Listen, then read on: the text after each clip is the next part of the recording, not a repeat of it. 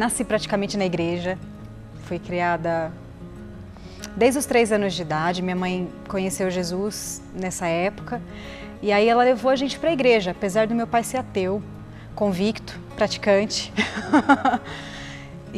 Mas a minha mãe conseguiu, assim, manter a gente na igreja e foi muito legal porque meu pai nunca se opôs. Ele achava legal a gente ir para a igreja porque era um jeito de manter a gente sob controle, né?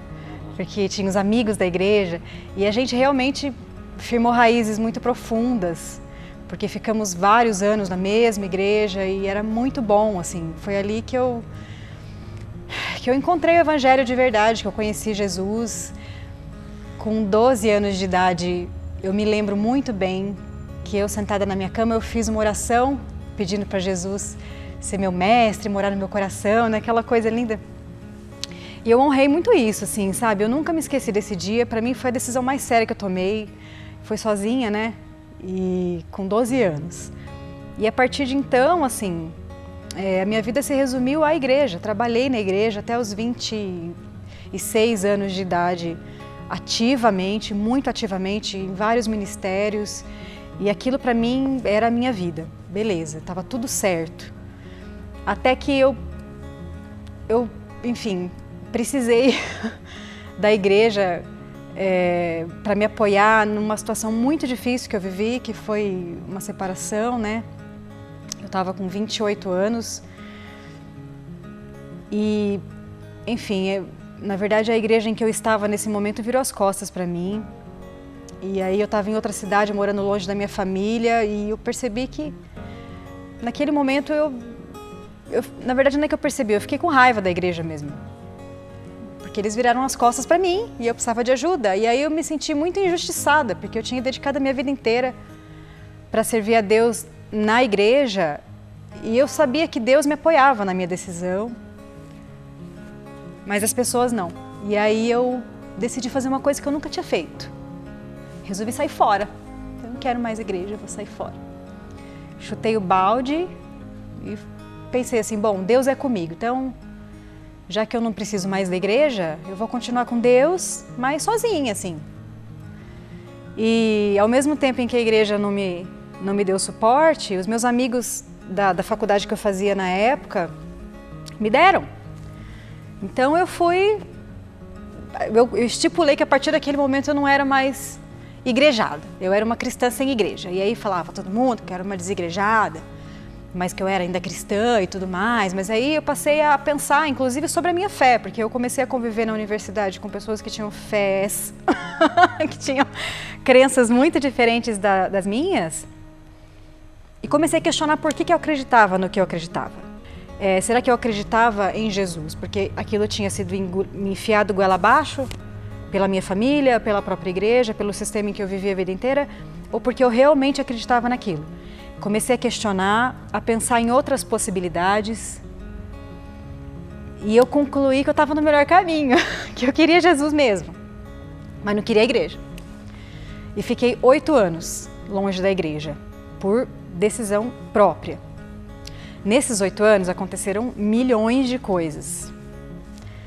Algumas boas, muitas bem ruins, assim, outras terrivelmente ruins.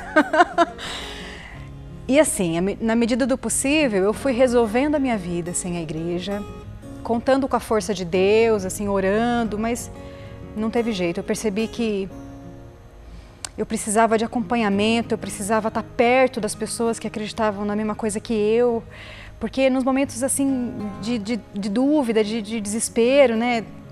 Enfim, eu não acho que Deus fez eu passar por 1000 problemas só porque eu estava longe da igreja. Eu só acho que eu estando longe da igreja ficava muito mais difícil de resolver, ficava muito mais difícil de entender. Sempre fui impetuosa demais, né? E aí quanto mais longe eu ficava desse aprendizado, menos eu lia a Bíblia mesmo, menos eu ficava indo pela memória, sabe? De vez em quando eu lembrava lá, tudo pós aqui me fortalece, sabe assim, porque Deus amou muito a maneira. Eu ficava lembrando daqueles versículos-chave, mas não parei de estudar mesmo. As orações se resumiam em pedir misericórdia para Deus, para ter misericórdia da minha vida, sabe? Não conseguia nem ser grata mais. E aí, enfim, depois de todo o fundo do poço em que eu cheguei, eu acabei vindo de volta para Londrina, depois de ter passado 10 anos em Campinas. Aí eu vim para Londrina com um bebê, a tiracolo, meu filho lindo, que na época tinha 6 meses de idade. Eu vim morar aqui depois de mais um casamento desfeito e vim morar com a minha mãe, que para mim também era super difícil, né? Depois de ter construído uma vida em Campinas e ter perdido tudo, absolutamente tudo, literalmente tudo. Um dia, na casa da minha mãe, depois de meses que eu estava aqui, eu senti muito claramente, mas assim, como as luzes desses holofotes que estão brilhando aqui na minha cara agora. Deus falando comigo: filha, tá na hora, volta, o que você está fazendo? Para onde você vai, né? Eu falei: eu vou voltar para onde? Para um sistema que eu considero falido, a igreja é cheia de defeitos, não acredito em pastor nenhum. Aí eu orei e decidi que eu ia ficar esperando alguma coisa acontecer, assim, porque não tinha vontade nenhuma de pisar na igreja mais. Aí eu lembrei da capela. Falei: a capela é um lugar que eu acho que pode ser legal. Mas aí, antes até de vir no culto, não lembro se foi antes ou foi depois, de vir uma vez na igreja, eu mandei uma mensagem para Kellen. Falei para ela: ó, a gente tem amigos em comum, né, lá de Campinas, tal, que eu tinha pedido para fazer o meio de campo, porque eu tava morrendo de vergonha de chegar nela. E eu falei para Deus assim: Deus, eu vou tentar marcar um café com ela, uma conversa. Se ela topar, eu vou sentir que, sabe, é um lugar que onde eu possa chegar, onde eu posso chegar. E aí ela topou, tá bem. E a gente se encontrou aqui, eu abri meu coração para ela. E ela não me olhou torto. Ela me olhou como gente, né? 2 separações, um filhinho, desviada, né, da igreja. Mas ela me olhou como gente. Eu falei: que bom, né? Porque eu me sinto gente, eu sei que Deus me ama.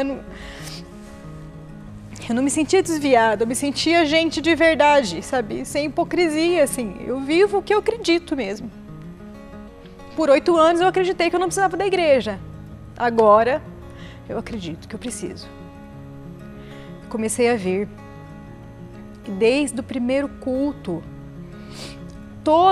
todas as pregações falaram comigo profundamente, profundamente. Eu já te agradeci, inclusive, pela série da cabana. E, inclusive, isso foi providencial, porque eu li o livro tempos atrás. Mudou a minha vida, a maneira como eu passei a ver Deus, assim. E aí aquela série começou, eu falei: caramba, é o que eu precisava, E não veio do Paulo, não veio da Kelly, veio de Deus. Só foi possível porque eu acredito que vocês são pessoas que se colocam diante de Deus de forma inteira mesmo, de forma integral, né? Vocês não são perfeitos também, mas vocês são servos, e isso eu vejo, e é isso que eu queria, caminhar com servos.